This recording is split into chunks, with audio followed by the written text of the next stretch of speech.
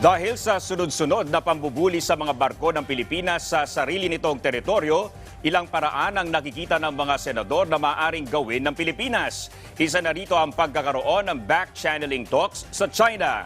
Yan ang ulat ni Daniel Manalastas.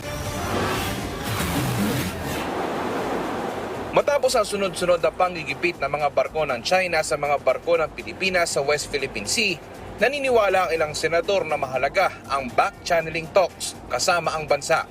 Option rin ang pagkuha ng kakatawan sa Pilipinas para sa pakikipag-usap sa China, bukod sa formal na mga usapin sa pagitan ng mga opisyal ng Pilipinas at opisyal sa kabilang panig.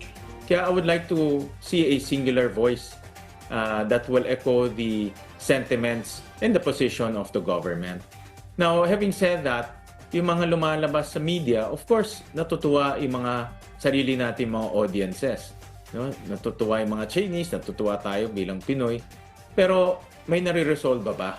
Kasi itong ganitong sitwasyon, lahat tayo nagagalit. No? At pag nagagalit tayo, wala tayong nakikitang solusyon. No? Pero hindi rin maganda yan in the short term and in the long term. Isa sa katangiang meron ang magbaback channel sa China ay dapat daw ay maganda ang relasyon sa nasabing bansa.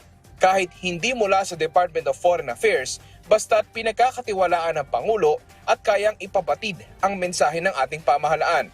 Back-channeling is another diplomatic mechanism wherein there is frank and there is ways forward that can be resolved without a lot of